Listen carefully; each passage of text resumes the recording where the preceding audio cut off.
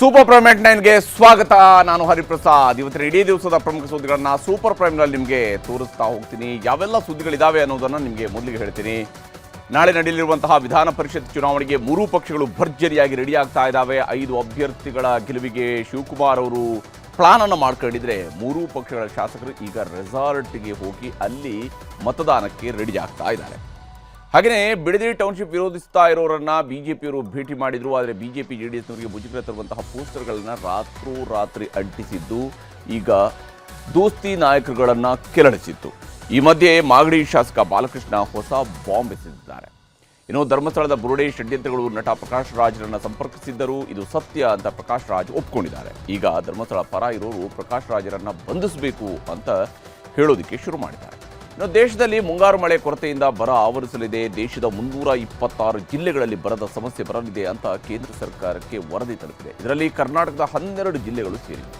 ಇನ್ನು ಫ್ರಾನ್ಸ್ ಶೃಂಗಸಭೆಯಲ್ಲಿ ಮೋದಿ ಟ್ರಂಪ್ ಮಾತುಕತೆ ಜೋರಾಗಿತ್ತು. ಮೋದಿಯವರ ಕೈ ಕುಲುಕಿದ ಟ್ರಂಪ್ ಬೆಸ್ಟ್ ಫ್ರೆಂಡ್ ಅಂತ ಹೇಳಿದರು. ಆಮೇಲೆ ಇದೇ ಟ್ರಂಪ್ ಆಡಿರುವಂತಹ ಮಾತುಗಳು ಕೂಡ ಗಮನಾರ್ಹವಾಗಿತ್ತು. ಈಗ ಸುದ್ದಿಗಳನ್ನು ವಿವರವಾಗಿ ನೋಡ್ತಾ ಹೋಗೋಣ. ನಾಳೆ ಬೆಳಗ್ಗೆ ವಿಧಾನ ಪರಿಷತ್ ಚುನಾವಣೆಗೆ ಮತದಾನ ನಡೆಯುತ್ತೆ. ಬೆಳಗ್ಗೆ 9 ಗಂಟೆಯಿಂದ ಮತದಾನ ಪ್ರಕ್ರಿಯೆ ಶುರುವಾಗುತ್ತೆ.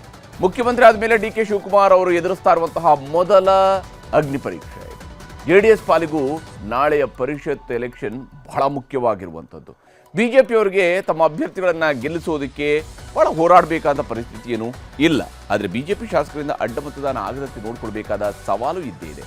ಸದ್ಯಕ್ಕೆ 3 ಪಕ್ಷಗಳಲ್ಲೂ ಅಡ್ಡ ಮತದಾನದ ಆತಂಕವಿದ್ದು ಅವರವರ ಶಾಸಕರುಗಳನ್ನು ರೆಸಾರ್ಟ್ಗಳಲ್ಲಿ, ಸ್ಟಾರ್ ಹೋಟೆಲ್ಗಳಲ್ಲಿ ಸೇಫ್ ಆಗಿ ಇರಿಸಿಕೊಳ್ಳಲಾಗಿದೆ.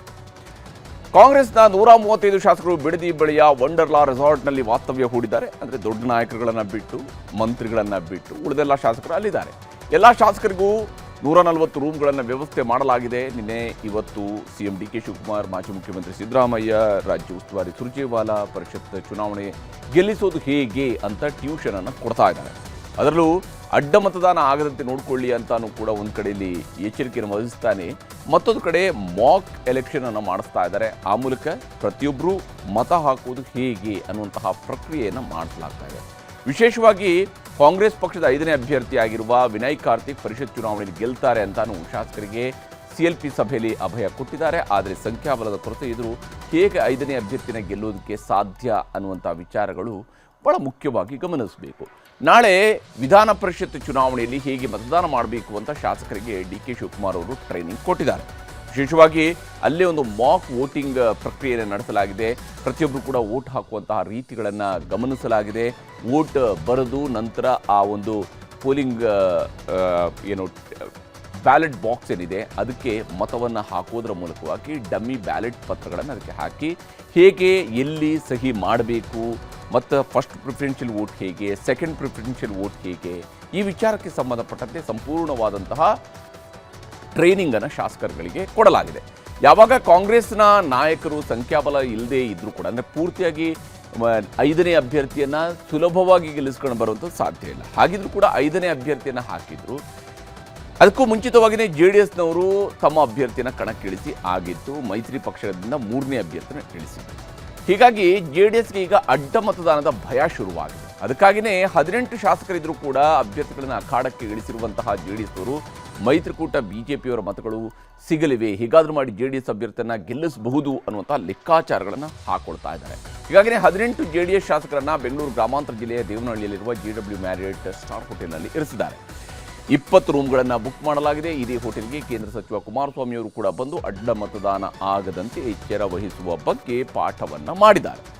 ಕಾಂಗ್ರೆಸ್ ಶಾಸಕರೆಲ್ಲ ರೆಸಾರ್ಟ್ನಲ್ಲಿದ್ದಾರೆ. ಜೆಡಿಎಸ್ ಶಾಸಕರೆಲ್ಲ ಸ್ಟಾರ್ ಹೋಟೆಲ್ಗಳನ್ನು ಸೇರಿಕೊಂಡಿದ್ದಾರೆ. ಕಡೆಗೆ ಬಿಜೆಪಿ ನಾಯಕರು ಬೆಂಗಳೂರಿನ ಖಾಸಗಿ ಹೋಟೆಲ್ನಲ್ಲಿ ಶಾಸಕಾಂಗ ಪಕ್ಷದ ಸಭೆ ನಡೆಸಿದ್ದಾರೆ. ಬಿಜೆಪಿಯ 2 ಅಭ್ಯರ್ಥಿಗಳಿಗೆ ಯಾವೆಲ್ಲ ಶಾಸಕರು ಮತದಾನ ಮಾಡಬೇಕು, ಯಾವ ಅಭ್ಯರ್ಥಿಗೆ ಯಾವ್ಯಾವ ಶಾಸಕರು ಮತವನ್ನು ಹಾಕಬೇಕು, 2 ಅಭ್ಯರ್ಥಿಗಳಿಗೆ ಹಾಕಿ ಉಳಿದ ಮತಗಳನ್ನು ಮಿತ್ರಪಕ್ಷ ಜೆಡಿಎಸ್ಗೆ ಯಾವ್ಯಾವ ಶಾಸಕರು ಹಾಕಬೇಕು ಅನ್ನೋದರ ಬಗ್ಗೆ ಶಾಸಕರಿಗೆ ಪಾಠ ಮಾಡಿದ್ದಾರೆ.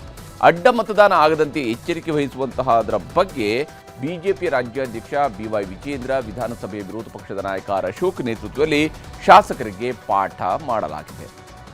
ಕಾಂಗ್ರೆಸ್ಗೆ 4 ವಿಧಾನ ಪರಿಷತ್ ಸದಸ್ಯರ ಆಯ್ಕೆ ಬಹಳ ಸುಲಭವಾಗಿ ಆಗುತ್ತೆ. ಹಾಗಿದ್ರೂ 5ನೇ ಅಭ್ಯರ್ಥಿಯನ್ನು ಹಾಕಿದ್ದಾರೆ. ಯಾಕಂದರೆ ಅವರ ಬಳಿಯಲ್ಲೂ ಕೂಡ ಹೆಚ್ಚುವರಿ ಮತಗಳಿದ್ದಾವೆ. ಬಹುತೇಕ JDS ಮತ್ತು BJPಯವರ ಮತಗಳನ್ನು ಸೇರಿಸಿದಾಗ ಎಷ್ಟು ಓಟ್ ಆಗುತ್ತೋ ಅಷ್ಟು ಮತಗಳು ಕಾಂಗ್ರೆಸ್ನ ಬಳಿಯಲ್ಲೂ ಕೂಡ ಇದ್ದಾವೆ. BJPಯವರಿಗೆ ಇಬ್ಬರನ್ನ ಗೆಲ್ಲಿಸುವುದಕ್ಕೆ ಯಾವುದೇ ಸಮಸ್ಯೆ ಇಲ್ಲ. ಆದರೆ 3ನೇ ಅಭ್ಯರ್ಥಿಯನ್ನು ಅಥವಾ ಮೈತ್ರಿ ಅಭ್ಯರ್ಥಿಯನ್ನು ಗೆಲ್ಲಿಸುವುದಕ್ಕೆ ಬೇಕಷ್ಟು ಹೆಚ್ಚುವರಿ ಮತಗಳು BJPಯ ಕೈಯಲ್ಲೂ ಕೂಡ ಇಲ್ಲ. ಹೀಗಾಗಿ JDS ಅಭ್ಯರ್ಥಿಯನ್ನು ಹಾಕಿರೋದ್ರಿಂದಾಗಿ ಗೆಲ್ಲಿಸೋದು ಹೇಗೆ ಅನ್ನುವಂಥ ಲೆಕ್ಕಾಚಾರಗಳು ಸಾಗ್ತಾ ಇರ್ತವೆ. ನಾಳೆ ಬೆಳಗ್ಗೆ 9 ಗಂಟೆಯಿಂದ ಸಂಜೆ 4 ಗಂಟೆವರೆಗೆ ಪರಿಷತ್ ಚುನಾವಣೆಗೆ ಮತದಾನ ನಡೆಯುತ್ತೆ. ವಿಧಾನಸೌಧದ ಮೊದಲ ಮಹಡಿಯ ಕೊಠಡಿ ಸಂಖ್ಯೆ 106ರಲ್ಲಿ ಎರಡೂ ಕಡೆ ಮತದಾನಕ್ಕೆ ಸಿದ್ಧತೆಗಳನ್ನು ಮಾಡಿಕೊಳ್ಳಲಾಗಿದೆ. ಸಮಿತಿ ಕೊಠಡಿಯ ಹೊರಗೆ ಮತ್ತು ಒಳಗೆ CCTV ವ್ಯವಸ್ಥೆಯನ್ನು ಮಾಡಲಾಗಿದೆ. ನಾಳೆ ಮತದಾನ ಆದ ಕೆಲವೇ ಕ್ಷಣಗಳಲ್ಲಿ ಮತ ಎಣಿಕೆ ನಡೆಯಲಿದ್ದು ನಾಳೆ ಸಂಜೆಯೇ ಫಲಿತಾಂಶವೂ ಕೂಡ ಹೊರಬರಲಿದೆ. ವಿಧಾನ ಪರಿಷತ್ ಚುನಾವಣೆಯಲ್ಲಿ ನಾಳೆ ನಂಬರ್ ಗೇಮ್ ಆಟ ಹೇಗಿರುತ್ತೆ ಅನ್ನೋದು ಕೂಡ ಅಷ್ಟೇ ಇಂಟ್ರೆಸ್ಟಿಂಗ್ ಆಗಿರುವಂಥ ವಿಚಾರ. ಯಾವ ಪಕ್ಷದ ಶಾಸಕರು ಅಡ್ಡ ಮತದಾನ ಮಾಡಬಹುದು ಅನ್ನೋದು ಗೊತ್ತಿಲ್ಲ. ಅಡ್ಡ ಮತದಾನ ಆಗದೆ ಅವರವರ 7 ಸ್ಥಾನಗಳನ್ನು ಆಯಾ ಪಕ್ಷಗಳು ಯಾವ ಸ್ವರೂಪದಲ್ಲಿ ಗೆದ್ದುಕೊಳ್ತವೆ ಅನ್ನೋದು ನೋಡಬೇಕು. ಹಾಗಾದರೆ ವಿಧಾನ ಪರಿಷತ್ ಚುನಾವಣೆ ಗೆಲ್ಲೋದಕ್ಕೆ ಒಬ್ಬ ಅಭ್ಯರ್ಥಿಗೆ ಯಾವ ಸ್ವರೂಪದಲ್ಲಿ ಮತಗಳು ಬೇಕಾಗುತ್ತೆ, ಯಾರ ಬಳಿ ಎಷ್ಟೆಷ್ಟು ಸಂಖ್ಯಾಬಲ ಇದೆ ಅನ್ನೋದನ್ನು ಕೂಡ ನಿಮಗೆ ವಿವರಿಸ್ತೀನಿ. ಕಾಂಗ್ರೆಸ್ನ ಗೆಲುವಿನ ಲೆಕ್ಕಾಚಾರ ಸಾಗಿರುವಂಥದ್ದು 7 ಸ್ಥಾನಕ್ಕೆ ಈಗಾಗಲೇ 3 ಪಕ್ಷಗಳಿಂದ 8 ಅಭ್ಯರ್ಥಿಗಳ ಸ್ಪರ್ಧೆ ಆಗ್ತಾ ಇದೆ. ಒಬ್ಬ ಅಭ್ಯರ್ಥಿಯ ಗೆಲುವಿಗೆ ಕನಿಷ್ಠ 28 ಮತಗಳು ಬೇಕಾಗುತ್ತೆ. ಅಭ್ಯರ್ಥಿಗಳ ಗೆಲುವಿನ ಖಚಿತತೆಗಾಗಿ ಒಂದು ಹೆಚ್ಚುವರಿ ಮತಗಳನ್ನು ಸಾಮಾನ್ಯವಾಗಿ ಒಂದು ವಾಡಿಕೆ ಇದೆ, ಒಂದು ಎಕ್ಸ್ಟ್ರಾ ಓಟನ್ನು ಹಾಕೋದು. ಸೊ ಸೇಫರ್ ಸೈಡ್ 28ರ ಬದಲಿಗೆ 29 ಹಾಕೋಣ ಅನ್ನುವಂತಹ ಯೋಚನೆಗಳು ಇರ್ತವೆ. 28 ಹಾಕೋದಿದ್ರೆ ಕಾಂಗ್ರೆಸ್ನ ಬಳಿಯಲ್ಲಿ 140 ಶಾಸಕ ಬಲ ಸಿಗುತ್ತೆ ಅವರ ಬಳಿಯಲ್ಲಿ. ಈಗಿರುವಂತಹ ಲೆಕ್ಕಾಚಾರದ ಪ್ರಕಾರ ಅವರು 28ಕ್ಕೆ 5ಕ್ಕೆ 5 ಗೆಲ್ಲಿಸ್ಕೋಬಹುದು. ಆದರೆ 29 ಹಾಕ್ತಾ ಹೋದಾಗಲೇ ಕಾಂಗ್ರೆಸ್ಗೂ ಸವಾಲು ಎದುರಾಗುವಂಥದ್ದು. ಕಾಂಗ್ರೆಸ್ ಶಾಸಕರ ಒಟ್ಟು ಸಂಖ್ಯೆ ಇರುವಂಥದ್ದು 135 ಶಾಸಕರು. ಇನ್ನು 4 ಅಭ್ಯರ್ಥಿಗಳನ್ನು ಗೆಲ್ಲಿಸ್ಕೊಳ್ಳೋದಕ್ಕೆ 112 ಮತಗಳು ಸಾಕಾಗ್ತವೆ. ಆದರೆ 112ಕ್ಕೆ ಅದು ಸೀಮಿತ ಆಗಲ್ಲ, ಅದನ್ನು 115 ಮತಗಳವರೆಗೂ ಕೂಡ ಹಾಕಿಸ್ಕೊಳ್ಬಹುದು. ಕಾಂಗ್ರೆಸ್ಗೆ ಇನ್ನೂ ಕೂಡ 23 ಮತ ಅವರ ಬಳಿಯಲ್ಲಿ ಹೆಚ್ಚುವರಿಯಾಗಿ ಇದ್ದೇ ಇರುತ್ತೆ. ಅವರು 112 ಹಾಕಿಸಿದ್ದು ಹೇಳಿದ್ರೆ 5ನೇ ಅಭ್ಯರ್ಥಿಯನ್ನು ಗೆಲ್ಲಿಸೋದಕ್ಕೆ ಅವರಿಗೆ 5 ಮತಗಳ ಕೊರತೆ ಬರುತ್ತೆ. ಆಗ ಕಾಂಗ್ರೆಸ್ಗೆ 3 ಪಕ್ಷೇತರ ಅಭ್ಯರ್ಥಿಗಳು, ಪಕ್ಷೇತರ ಶಾಸಕರುಗಳು ಮತ್ತು 2 BJPಯಿಂದ ಉಚ್ಚಾಟಿ ತಗೊಂಡಿರುವಂತಹ ಶಾಸಕರ ಅವರ ಬೆಂಬಲದ ಮತಗಳು ಸಿಗುತ್ತೆ. ಯಾಕಂದರೆ ಆಲ್ರೆಡಿ SD ಸೋಮಶೇಖರ್ ಮತ್ತು ಹೆಬ್ಬಾರ್ ಅವರು ಇವರಿಬ್ಬರು ಕೂಡ ಕಾಂಗ್ರೆಸ್ನ ಶಾಸಕರ ಜೊತೆಗೇ ರೆಸಾರ್ಟ್ನಲ್ಲಿದ್ದಾರೆ. ಹೀಗಾಗಿ ಯಾವುದೇ ಮತಗಳು ಅಸಿಂಧುಗೊಳ್ಳದೇ ಇದ್ದರೆ ಕಾಂಗ್ರೆಸ್ ಪಾಲಿಗೆ ಗೆಲ್ಲೋದು ಬಹಳ ಸುಲಭ. 5ಕ್ಕೆ 5 ಸೀಟ್ಗಳನ್ನು ಗೆಲ್ಲೋದಕ್ಕೆ ಸುಲಭ ಆಗುತ್ತೆ. ಅದಷ್ಟೇ ಅಲ್ಲದೆ ಇನ್ನೂ ಒಂದು ಲೆಕ್ಕಾಚಾರ ಕಾಂಗ್ರೆಸ್ನಲ್ಲಿ ನಡೀತಾ ಇರೋದು ಸೆಕೆಂಡ್ ಪ್ರಿಫರೆನ್ಷಿಯಲ್ ವೋಟನ್ನು ಬಳಕೆ ಮಾಡಿಕೊಳ್ಳೋದ್ರ ಮೂಲಕ ಅವರಿಗೆ ಒಟ್ಟು 3 ಸೆಕೆಂಡ್ ಪ್ರಿಫರೆನ್ಷಿಯಲ್ ವೋಟ್ಗಳು ಕನ್ವರ್ಟ್ ಆಗ್ತವೆ. ಎಲ್ಲ ಸೆಕೆಂಡ್ ಪ್ರಿಫರೆನ್ಷಿಯಲ್ ವೋಟ್ಗಳನ್ನು ಒಬ್ಬರಿಗೆ ಹಾಕಿದಾಗ 3 ಸೆಕೆಂಡ್ ಪ್ರಿಫರೆನ್ಷಿಯಲ್ ವೋಟ್ಗಳ ಕನ್ವರ್ಟ್ ಆಗುತ್ತೆ. ಅದು ಅವರಿಗೆ ಗೆಲ್ಲೋದಕ್ಕೆ ಸುಲಭ ಆಗುತ್ತೆ. ಅವರಿಗೆ ಶಾರ್ಟ್ ಬರುವಂಥದ್ದು ಕೂಡ 3 ವೋಟ್ಗಳು ಮಾತ್ರ. ಇಲ್ಲಿ ಕಮಲದಳ ಗೆಲುವಿನ ಲೆಕ್ಕಾಚಾರ ಹೇಗಿದೆ ಅನ್ನೋದನ್ನು ಗಮನಿಸಬೇಕು. BJP ಶಾಸಕರ ಒಟ್ಟು ಸಂಖ್ಯೆ ಇರುವಂಥದ್ದು 62 ಶಾಸಕರು ಪ್ಲಸ್ 1 ನಾವು ಇದರಲ್ಲಿ ಸೇರಿಸ್ಕೊಳ್ಬೋದು. ಅದು ಯಾರು ಅಂತ ಹೇಳಿದರೆ ಗಂಗಾವತಿ ಶಾಸಕರಾಗಿರುವಂತಹ ಜನಾರ್ದನ ರೆಡ್ಡಿ ಅವರು. 2 ಅಭ್ಯರ್ಥಿಗಳ ಗೆಲುವಿಗೆ ಮಿನಿಮಮ್ ಅಂದರೆ 28 ರೀತಿಯಲ್ಲಿ ಓಟ್ ಹಾಕಿದರೆ ಅವರಿಗೆ 56 ಮತಗಳು ಸಾಕಾಗುತ್ತೆ. ಆದರೆ BJP ಇಲ್ಲಿ ಕೇವಲ 28 ಮತಗಳಿಗೆ ಸೀಮಿತ ಆಗುವ ಸಾಧ್ಯತೆ ಕಡಿಮೆ ಇದೆ. ಅವರು ತಮ್ಮ ಅಭ್ಯರ್ಥಿಗಳನ್ನು ಗೆಲ್ಲಿಸೋದಕ್ಕೆ 29 ಮತಗಳನ್ನೇ ಹಾಕಿಸ್ಕೊಳ್ಬೋದು. ಆವಾಗ 58 ಮತಗಳು ಅವರ 2 ಅಭ್ಯರ್ಥಿಗಳಿಗಾಗಿಯೇ BJPಯ ಬಳಿಯಲ್ಲಿ ಖರ್ಚಾಗಬಹುದು. ಇನ್ನು JDS ಶಾಸಕರ ಒಟ್ಟು ಸಂಖ್ಯೆ ಇರುವಂಥದ್ದು 18, JDSಗೆ ಗೆಲ್ಲೋದಕ್ಕೆ 10 ಮತಗಳ ಕೊರತೆ ಎದುರಾಗುತ್ತೆ. BJP ಒಂದು ವೇಳೆ ಕೇವಲ 56 ಓಟ್ಗಳನ್ನು ಹಾಕಿಸಿದ್ರೆ BJPಯ ಬಳಿಯಲ್ಲಿ 6 ಹೆಚ್ಚುವರಿ ಉಳಿಯುತ್ತೆ. ಒಂದು ವೇಳೆ ಅವರು 58 ಮತಗಳನ್ನು ಹಾಕಿಸಿದ್ರೆ 29 ಮತ ಹಾಕಿಸ್ಕೊಂಡ್ರೆ 4 ಹೆಚ್ಚುವರಿ ಮತಗಳು JDSಗೆ ಶಿಫ್ಟ್ ಆಗ್ಬೋದು. ಆಗಲೂ ಕೂಡ JDSಗೆ ಒಂದು ವೇಳೆ 6 ಮತಗಳನ್ನೇ ಕನ್ವರ್ಟ್ ಮಾಡಿದರೂ ಕೂಡ 4 ಮತಗಳ ಕೊರತೆ JDSಗೆ ಎದುರಾಗುತ್ತೆ. ಇಲ್ಲಿ JDSಗೆ BJP ಉಚ್ಚಾಟಿತ ಶಾಸಕರಾಗಿರುವ ಯತ್ನಾಳ್ ಅವರ 1 ಮತ ಮತ್ತು KRPPಯ ಶಾಸಕ, ಈಗ ಅವರು BJP ಜೊತೆ ಮರ್ಜ್ ಆಗಿದ್ದಾರೆ, ಹಾಗಿದ್ರು ಜನಾರ್ದನ ರೆಡ್ಡಿ ಅವರ 1 ಮತ, ಇವುಗಳೆಲ್ಲವೂ ಕೂಡ ಸೇರಿದಾಗ JDS ಗೆಲುವಿಗೆ 2 ಮತಗಳ ಕೊರತೆ ಬೀಳುತ್ತೆ. ಅದು ಯಾವಾಗ 2 ಮತಗಳ ಕೊರತೆ ಬೀಳೋದು ಅಂತ ಹೇಳಿದರೆ BJPಯವರು ಎಕ್ಸಾಕ್ಟಾಗಿ 28 ಮತಗಳ ಮೂಲಕವಾಗಿ ಅಲಾಟ್ ಮಾಡಿ ಅವರು 6 ಮತಗಳನ್ನು ಕೂಡ JDSಗೆ ಶಿಫ್ಟ್ ಮಾಡಿದರೆ 2 ಮತಗಳ ಕೊರತೆ ಆಗುತ್ತೆ JDSಗೆ. ಇಲ್ಲದೆ ಹೋದರೆ 4 ಮತಗಳ ಕೊರತೆ JDS ಎದುರಿಸುತ್ತೆ. ಇದು ಬಹಳ ಇಂಟ್ರೆಸ್ಟಿಂಗ್ ಆಗಿರುವಂಥ ವಿಚಾರ ಇಲ್ಲಿ ಬಂದು ನಿಲ್ಲುವಂಥದ್ದು. ಈ 2 ಮತಗಳು ಒಂದು ವೇಳೆ 28 ಈ ಲೆಕ್ಕಾಚಾರದಲ್ಲಿ ಹೋಗಿ 2 ಮತಗಳೇ ಅವರಿಗೆ ಕಡಿಮೆ ಆಯಿತು ಅಂದರೆ ಆಗ ಯಾರು ಅವ್ರಿಗೆ 2 ಮತ ಹಾಕ್ತಾರೆ ಅಂತ ನಿಗೂಢವಾಗಿದೆ. ಇಲ್ಲಿ ಅವ್ರಿಗೆ ಈಗ ಸೆಕೆಂಡ್ ಪ್ರಿಫರೆನ್ಷಿಯಲ್ ವೋಟ್ಗಳನ್ನು ಕನ್ವರ್ಟ್ ಮಾಡಿಸ್ಕೊಳ್ಳುವಂಥದ್ದು ಅವಕಾಶ ಇದೆ. ಆದರೆ ಅದು 28ಕ್ಕೆ ತಲುಪಿಸೋದಕ್ಕೆ ಕಷ್ಟ ಆಗುತ್ತೆ ಅವರಿಗೆ. ಇದೆಲ್ಲದರ ಮಧ್ಯೆ ಕಾಂಗ್ರೆಸ್ ನಾಯಕರನ್ನ ಬಿಜೆಪಿಯ ಇಬ್ಬರು ಉಚ್ಚಾಟಿತ ಶಾಸಕರು ಭೇಟಿಯಾಗಿದ್ದಾರೆ. ಬಿಡದಿ ರೆಸಾರ್ಟ್ನಲ್ಲಿ ಎಸ್ ಟಿ ಸೋಮಶೇಖರ್ ಮತ್ತು ಶಿವರಾಮ್ ಹೆಬ್ಬಾರ್ ಭೇಟಿಯಾಗಿ ಕಾಂಗ್ರೆಸ್ನ ಯಾವ ಅಭ್ಯರ್ಥಿಗೆ ಮತ ಹಾಕಬೇಕು ಅಂತ ಅವರು ಕೂಡ ತರಬೇತಿಯಲ್ಲಿ ಪಾಲ್ಗೊಂಡಿದ್ದಾರೆ. ಅಲ್ಲಿಯ ಮಾಕ್ ವೋಟಿಂಗ್ ಎಕ್ಸರ್ಸೈಸ್ನಲ್ಲಿ ಆ ಇಬ್ಬರು ಶಾಸಕರು ಕೂಡ ಭಾಗಿಯಾಗಿದ್ದಾರೆ. ಈ ನಂಬರ್ ಗೇಮ್ನಲ್ಲಿ ಶಾಸಕರ 2ನೇ ಪ್ರಾಶಸ್ತ್ಯಗಳ ಮತಗಳು ಮುಖ್ಯ ಆಗಿರುವುದರಿಂದಾಗಿ ಬಹುತೇಕ ಕಾಂಗ್ರೆಸ್ನ 5ನೇ ಅಭ್ಯರ್ಥಿ ಗೆಲ್ಲುವಂಥದ್ದು ಸುಲಭ ಆಗ್ಬೋದು. ಹೀಗಾಗಿನೇ JDS ನಾಯಕರು ಈ ವಿಚಾರದಲ್ಲಿ ನಮ್ಮದು ಭಾಳ ಸಣ್ಣ ಪಕ್ಷ ಅಂತ ಕುಮಾರಸ್ವಾಮಿ ಅವರು ಕೂಡ ಹೇಳ್ತಾ ಇದ್ದಾರೆ. ಇನ್ನು JDSನವರನ್ನು ನಾವು ಸಂಪರ್ಕಿಸಿಲ್ಲ, ನಮಗೆ 28 ಮತ ಬಿದ್ದರೆ ಸಾಕು ಅಂತ ಮಾಜಿ ಸಚಿವ ಜಮೀರ್ ಅಹಮದ್ ಖಾನ್ ಹೇಳ್ಕೊಂಡಿದ್ದಾರೆ. JDS ಅವರು ಆಪರೇಷನ್ ಮಾಡ್ತಿದ್ದಾರೆ, ಕಾಂಗ್ರೆಸ್ ಶಾಸಕರು ನಾವು ಏನು ಆಪರೇಷನ್ ಮಾಡೋದ? ನಮ್ಮದು ಒಂದು ಸಣ್ಣ ಪಕ್ಷ. ನಮ್ಮ ಪಕ್ಷದಲ್ಲಿ ಏನಿದೆ ಮಾಡೋಕ್ಕೆ ನಮ್ಮ ಕೈಲಿ ತಾನೇ ಏನಾಗ್ತದೆ? ಸರ್ಕಾರ ಅವ್ರ ಕೈಲಿದೆ. ಮ್ಯಾನ್ ಪವರು, ಮಸಲ್ ಪವರು, ಹಣದ ಪವರು ಎಲ್ಲ ಇಟ್ಕೊಂಡವ್ರೆ. ಅವ್ರ ಮುಂದೆ ನಾವು ಫೈಟ್ ಮಾಡೋಕ್ಕಾಗುತ್ತಾ? ನಾವು ನಮ್ಮ ಪಕ್ಷದ ಮತಗಳು ಚಲಾಪಿಲಿ ಆಗಬಾರ್ದು, ನಮ್ಮ ಪಕ್ಷದ ಮತ ಒಟ್ಟಾಗಿರಬೇಕು ಅನ್ನೋದಕ್ಕೆ ಕ್ಯಾಂಡಿಡೇಟ್ ಹಾಕಿದ್ದೀವಿ. ನಾವೇನು ಗೆದ್ದೇ ಬಿಡಬೇಕು ಏನಾದರೂ ಮಾಡಿ ಕುತಂತ್ರದ ಮುಖಾಂತರ ಅನ್ನೋ ಪ್ರಶ್ನೆ ಇಲ್ಲ. ಇವತ್ತು ನಮ್ಮ ಜೊತೆಗೆ BJP ಪಕ್ಷದ ಸರ್ಪ್ಲಸ್ ಓಟ್ ಇದೆ. ಆ ಓಟಿಗೆ BJP ನಾಯಕರಿಗೆ ಮನವಿ ಮಾಡಿದ್ದೇವೆ. ನಾವು ನಮ್ಮ ಓಟನ್ನು ಭದ್ರವಾಗಿ ಇಟ್ಕೋಬೇಕು ಅನ್ನೋದಕ್ಕೋಸ್ಕರ ಮಾಡಿದ್ದೀವಿ ಅಷ್ಟೇ. ಅಲ್ಲಿನ ಆಂತರಿಕ ಭಿನ್ನಮತ ಏನಾದರೂ ನಿಮಗೆ ಪ್ಲಸ್ ಆಗ್ಬೋದು ಅನ್ನುವಂಥ ಲೆಕ್ಕಾಚಾರ ನೋಡೋಣ, ಅದು ಭಗವಂತ ಇಚ್ಛೆ. ಅದೇನಾದರೂ ಆ ರೀತಿ ಆದರೆ ನಿಜಕ್ಕೂ ಆ ಕೆಲಸ ಮಾಡಿದ್ರೆ ಸರ್ಕಾರಕ್ಕೆ ಒಂದು ಬಿಗಿ ಮಾಡೋಕ್ಕೆ ಅನುಕೂಲ ಅನ್ನೋದು ನನ್ನ ಅಭಿಪ್ರಾಯ. ನಾವು ನಿನ್ನೆ CLP ಮೀಟಿಂಗು ನಾನು ಹೋಗಿದ್ದೆ. 140 ಜನ ನಾವು ಒಗ್ಗಟ್ಟಾಗಿದ್ದೀವಿ. ನಾವು 28 ಹಾಕೊಂಡ್ರು 5 ಅಭ್ಯರ್ಥಿನೂ ಗೆಲ್ತಾರೆ. ನಮ್ಗೆ ಅಡಿಷನಲ್ ಏನು ಓಟ್ ಬೇಕಾಗಿಲ್ಲ. ನಮ್ಗೇನು ಸಮಸ್ಯೆ ತೊಂದರೆ ಇಲ್ಲ, ಅಗತ್ಯನೇ ಇಲ್ಲಲ್ಲ ನಮಗೆ. ನಾವು ಹೇಳ್ದಿಲ್ಲ 28 ಹಾಕೊಂಡ್ರು ನಾವು 5 ಜನನೂ ನಾವು ಗೆಲ್ತೀವಿ. ಬೇಕಾಗಿಲ್ಲ, 28 ಸಿಕ್ಕಿದ್ರೆ ಸಾಕು. ಹೀಗೆ ಸದ್ಯ ವಿಧಾನ ಪರಿಷತ್ತಿನ 5ಕ್ಕೆ 5 ಸ್ಥಾನಗಳನ್ನು ಗೆಲ್ಲೋದಕ್ಕೆ ಕಾಂಗ್ರೆಸ್ ಅವರು ಭರ್ಜರಿಯಾಗಿ ಪ್ಲಾನ್ ಅನ್ನು ಮಾಡ್ಕೊಂಡಿದ್ದಾರೆ. 5 ಅಭ್ಯರ್ಥಿಗಳಿಗೆ ಮತ ಹಾಕುವ ಶಾಸಕರುಗಳಿಗೆ ಪ್ರತ್ಯೇಕವಾಗಿ 5 ಬಸ್ಗಳ ವ್ಯವಸ್ಥೆಯನ್ನು ಮಾಡಲಾಗಿದೆ. ಯಾವ ಅಭ್ಯರ್ಥಿಯ ಪರವಾಗಿ ಯಾರು ಮತ ಚಲಾವಣೆ ಮಾಡಬೇಕು ಅಂತ ಟೀಮ್ಗಳನ್ನು ಕೂಡ ಮಾಡಲಾಗಿದೆ. ಅಂದರೆ ಒಮ್ಮೆ ಬಂದಿರುವಂತಹ ಶಾಸಕರು ಒಂದು ಗುಂಪಲ್ಲಿ ಬಂದು ಒಬ್ಬ ನಾಯಕರಿಗೆ ಮಾತ್ರ ಮತ ಹಾಕ್ತಾರೆ, ಒಬ್ಬ ಅಭ್ಯರ್ಥಿಗೆ ಮಾತ್ರ ಮತ ಹಾಕ್ತಾರೆ. ಈ ರೀತಿಯಾಗಿಯೇ ಗ್ರೂಪ್ಗಳನ್ನು ವಿಂಗಡಿಸಿಕೊಂಡಿದ್ದಾರೆ. ವಿಧಾನಸೌಧಕ್ಕೆ ಪ್ರತ್ಯೇಕ ಬಸ್ಗಳಲ್ಲಿ ತೆರಳಿ ಮತ ಹಾಕ್ತಾರೆ. ಯಾವುದೇ ಅಭ್ಯರ್ಥಿ ಸೋತ್ರೆ ಅಡ್ಡ ಮತದಾನ ಮಾಡಿದರೆ ಸುಲಭವಾಗಿ ಪತ್ತೆ ಮಾಡೋದಕ್ಕೂ ಕೂಡ ಇದರಿಂದ ಸಾಧ್ಯ ಆಗುತ್ತೆ. ಅಷ್ಟು ಜನರ ಮಾತ್ರ ಸ್ಕ್ರೂಟಿನಿ ಮಾಡಿದರೆ ಸಾಕಾಗುತ್ತೆ. ಹಾಗಾಗಿ ಪ್ರತ್ಯೇಕ ಬಸ್ಗಳಲ್ಲಿ ಶಾಸಕರನ್ನು ಕರೆದೊಯ್ಯೋದಕ್ಕೆ CM DK ಶಿವಕುಮಾರ್ ಅವರು ಪ್ಲಾನ್ ಅನ್ನು ಮಾಡ್ಕೊಂಡಿದ್ದಾರೆ. ಪರಿಷತ್ ಅಖಾಡದಲ್ಲಿ ಸೋಲುವುದು ಯಾರು ಗೆಲ್ಲುವುದು ಯಾರು ಅನ್ನುವಂಥದ್ದು ನಾಳೆ ಗೊತ್ತಾಗುತ್ತೆ. ಇನ್ನು ಬಿಡದಿ ಟೌನ್ಶಿಪ್ ನಿರ್ಮಾಣ ಮಾಡೋದಕ್ಕೆ DK ಶಿವಕುಮಾರ್ ಅವರ ಸರ್ಕಾರ ಸಂಪೂರ್ಣವಾದಂಥ ತಯಾರಿಯನ್ನು ಮಾಡ್ಕೊಳ್ತಾ ಇದೆ. ಅದಕ್ಕೆ ಬೇಕಾದಂಥ ನೋಟಿಫಿಕೇಶನ್ ಅನ್ನು ಮಾಡಿಕೊಂಡಿದ್ದಾರೆ. ಬಹುತೇಕ ರೈತರು ಕೂಡ ಭೂಮಿ ಕೊಡೋದಕ್ಕೆ ಒಪ್ಪಿಗೆಯನ್ನು ಸೂಚಿಸ್ತಾ ಇದ್ದಾರೆ. ಇದರ ನಡುವೆ ಬಹಳ ದೊಡ್ಡ ಸಂಖ್ಯೆಯಲ್ಲಿ ರೈತರು ಈಗಲೂ ಕೂಡ ಪ್ರತಿಭಟನೆಯನ್ನು ಕೂಡ ಮಾಡ್ತಾನೆ ಇದ್ದಾರೆ. BJP ನಾಯಕರು ಇವತ್ತು ಬಿಡದಿಗೆ ಹೋಗಿ ಹೋರಾಟಕ್ಕೆ ಸಾಥ್ ಕೊಟ್ಟಿದ್ದಾರೆ. ಆದರೆ BJPಯವರ ಹೋರಾಟದ ಕಿಚ್ಚನ್ನು ಕಮ್ಮಿ ಮಾಡಿರುವಂಥದ್ದು JDS ವಿರುದ್ಧ ಹಾಕಿದ್ದಂತಹ ಪೋಸ್ಟರ್ಗಳು. BJP ವಿರುದ್ಧವೂ ಕೂಡ ಪೋಸ್ಟರ್ಗಳನ್ನು ಹಾಕಲಾಗಿದೆ. ಈ ಪೋಸ್ಟರ್ಗಳು JDS ನಾಯಕ ಕುಮಾರಸ್ವಾಮಿ ಅವರ ಕುಟುಂಬದ ವಿರುದ್ಧ ಬಿಡದಿಯಲ್ಲಿ ಪೋಸ್ಟರ್ಗಳನ್ನು ಅಂಟಿಸಲಾಗಿದೆ. ನೈಜ ರೈತರ ಮಕ್ಕಳಾದ ಅನಿತಾ ಕುಮಾರಸ್ವಾಮಿ, HD ಕುಮಾರಸ್ವಾಮಿ ಹಾಗೂ ನಿಖಿಲ್ ಕುಮಾರಸ್ವಾಮಿ ಅವರ ಆಸ್ತಿ ಬಿಡದಿಯಲ್ಲಿದೆ. ನಾವುಗಳು ಈ ಬಿಡದಿ ವ್ಯಾಪ್ತಿಯಲ್ಲಿ ಬದುಕೋದಕ್ಕೆ 100 ಎಕರೆ ಭೂಮಿ ಮಾತ್ರ ಇದೆ, ಇದನ್ನು ನಮಗೆ ಕೊಡಿ ಅಂತ ಪೋಸ್ಟರ್ಗಳನ್ನು ಹಾಕಲಾಗಿತ್ತು. ಇನ್ನು 2ನೇ ಪೋಸ್ಟರ್ನಲ್ಲಿ ಅನಿತಕ್ಕ, ನಾನು ವಿನಯ್ ಗೌಡ ನಿಮ್ಮ ಬೇನಾಮಿ ಭೂಮಿಯ ಒಡೆಯ ಅಂತ ಹಾಕಿರುವಂಥದ್ದು. ಅದಕ್ಕೆ ಅನಿತಾ ಕುಮಾರಸ್ವಾಮಿ ಅವರು ಏನಪ್ಪ ಏನು ವಿಷಯ ಅಂತ ಹೇಳುವಂಥದ್ದು. ಅದಕ್ಕೆ 35 ಎಕರೆ ಜಮೀನು ನಂದಕ್ಕ ಅಂತ ಕೇಳ್ತಿರುವಂತಹ ರೀತಿಯ ಪೋಸ್ಟರನ್ನು ಅಂಟಿಸಿದ್ದಾರೆ. ಇದರ ನಡುವೆ ಇನ್ನು BJPಯವರನ್ನು ಕೂಡ ಬಿಟ್ಟಿಲ್ಲ. ರೈತರ ಭೂಮಿ ಕದ್ದರುವಂಥವರು, ಬಿರಿಯಾನಿ ಅಡ್ಡೆಯ ಚಿಲ್ಲರೆ ವ್ಯಕ್ತಿ, ಇನ್ನು RTGS ಕಳ್ಳ, ಈ ರೀತಿಯಾದಂತಹ ಆರೋಪಗಳನ್ನು ಅಶೋಕ್, ಚಲವಾದಿ ನಾರಾಯಣ ಸ್ವಾಮಿ ಮತ್ತು ವಿಜೇಂದ್ರ ಅವರ ವಿರುದ್ಧ ಮಾಡಿರುವಂತಹ ಪೋಸ್ಟರ್ಗಳನ್ನು ಹಾಕಿ ಅವರನ್ನ ಬಿಡದಿ ಟೌನ್ಶಿಪ್ಗೆ ಸ್ವಾಗತಿಸುವ ರೀತಿಯಲ್ಲಿ ಅಂಟಿಸಲಾಯಿತು. ಪ್ರತಿಪಕ್ಷಗಳು ಹೋರಾಟಕ್ಕೆ ಬರುವಂತಹ ದಿನವೇ ರಾತ್ರೋರಾತ್ರಿ ಈ ಪೋಸ್ಟರ್ಗಳನ್ನು ಹಾಕಲಾಗಿತ್ತು. ಇದೆಲ್ಲ ಮುಖ್ಯಮಂತ್ರಿಯವರ ಕೈವಾಡ ಅನ್ನೋದು ಕುಮಾರಸ್ವಾಮಿಯವರ ನೇರ ಆರೋಪವಾಗಿತ್ತು. ಈಗ ತಪ್ಪಿಲ್ಲಬೇಡಿ ಬ್ರದರ್, ನಾನು ಈ ರಾಜ್ಯದ ಮುಖ್ಯಮಂತ್ರಿಗಳಾದ ಮೇಲಾದರೂ ಇದೆಂಥ ಬ್ಲೂ ಫಿಲಮ್ ಮಾಡಿಸೋದು, ಪೋಸ್ಟ್ ಅಂಟಿಸೋದು ಇದೆಲ್ಲ ಬಿಡ್ತಾರೆ ಅದನ್ನ ಅಂತ ಅನ್ಕೊಂಡಿದ್ದೆ.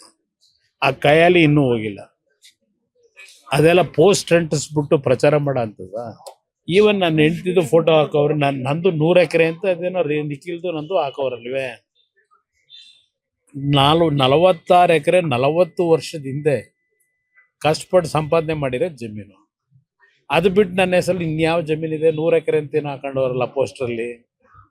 ಇನ್ನು ನೀತಾ ಮೇಡಮ್ ಅವ್ರದ್ದು 36-37 ಎಕರೆ ತಗೊಂಡವ್ರೆ, ಖರೀದಿ ಮಾಡಿರೋದು. ಒಂದು ಕಡೆ ಪೋಸ್ಟರ್ ಸಮರ ನಡೀತಿದ್ರೆ ಇನ್ನೊಂದು ಕಡೆ ಕೇಸರಿ ನಾಯಕರೆಲ್ಲ ಇವತ್ತು ಹಸಿರು ಶಾಲನ್ನು ಹಾಕ್ಕೊಂಡು ಬಿಡದಿಗೆ ಹೋಗಿದ್ರು. ಹೋರಾಟ ಮಾಡ್ತಿರೋರಿಗೆ ಅವರು ಕೂಡ ಸಾಥ್ ಕೊಡುವಂಥ ಕೆಲಸವನ್ನು ಮಾಡಿದರು. ಬಿಜೆಪಿ ರಾಜ್ಯಾಧ್ಯಕ್ಷ ವಿಜಯೇಂದ್ರ, ವಿಪಕ್ಷ ನಾಯಕ ಆರ್ ಅಶೋಕ್ ಸೇರಿದಂತೆ ಹಲವು ನಾಯಕರು ಬೈರಬಂಗಲ ಕೆಂಪಯ್ಯನಪಾಳ್ಯ ಗ್ರಾಮಕ್ಕೆ ಹೋಗಿದ್ರು. ಮೊದಲು ಕೆಂಪಯ್ಯನಪಾಳ್ಯ ಗ್ರಾಮದ ಎಳ್ನೀರನ್ನು ಸವಿದ್ರು. ಅದಾದಮೇಲೆ ಭೂಸ್ವಾಧೀನ ಆಗುವಂತಹ ಪ್ರದೇಶದ ರೈತರ ಸಮಸ್ಯೆಗಳೇನು, ಜಮೀನು, ಕೃಷಿ, ಲಾಭ ನಷ್ಟಗಳ ಬಗ್ಗೆ ಮಾಹಿತಿಯನ್ನು ಪಡ್ಕೊಂಡ್ರು. ಅದಾದಮೇಲೆ ಸುದ್ದಿಗೋಷ್ಠಿ ನಡೆಸಿ ಕಾಂಗ್ರೆಸ್ ಸರ್ಕಾರದ ವಿರುದ್ಧ ವಾಗ್ದಾಳಿಯನ್ನ ಭಾರತೀಯ ಜನತಾ ಪಕ್ಷದ ನಾಯಕರು ಮಾಡಿದರು. ರಾಹುಲ್ ಗಾಂಧಿ ಅವರು ಮೊನ್ನೆ ಅಂಡಮಾನ್ ನಿಕೋಬಾರ್ಗೆ ಹೋಗಿದ್ರು. ಏನಕ್ಕೆ ಹೋಗಿದ್ರಲ್ಲಿ? ಅಲ್ಲಿ ಪೋರ್ಟ್ ಮಾಡ್ತಾ ಇದ್ದಾರೆ.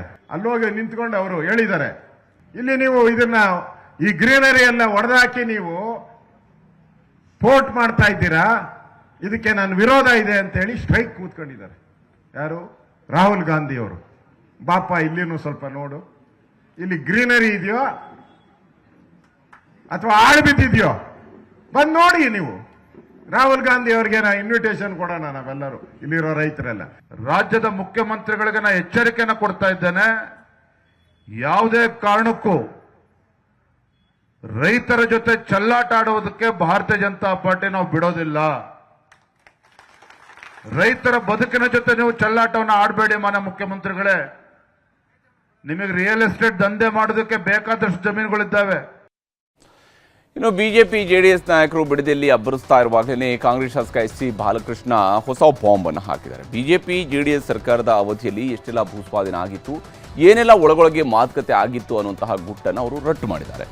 ಬಿಡದಿ ಟೌನ್ಶಿಪ್ ಶುರು ಮಾಡಿದ್ದೇ ಕುಮಾರಸ್ವಾಮಿ ಅವರ ಕಾಲದಲ್ಲಿ ಅನ್ನುವಂಥದ್ದು ಇಲ್ಲಿರುವಂತಹ ನೇರ ಆರೋಪ ಮತ್ತು ಅದು 2006-07ರಲ್ಲಿ ಆಗಿರುವಂತಹ ವಾಸ್ತವ. ಬಿಡದಿ ಭೂಮಿಯನ್ನು ರೆಡ್ ಝೋನ್ ಆಗಿದ್ದು ಕೂಡ ಕುಮಾರಸ್ವಾಮಿ ಅವರಿಂದ ಹಾಕಿ ಅನ್ನುವಂಥ ಮಾತನ್ನು ಕೂಡ ಹೇಳಿದ್ದಾರೆ. ಟೌನ್ಶಿಪ್ ಮಾಡಬೇಕು ಅಂತ ಆರ್ ಅಶೋಕ್ ಅವರು ಕೂಡ ಹೇಳಿದರು.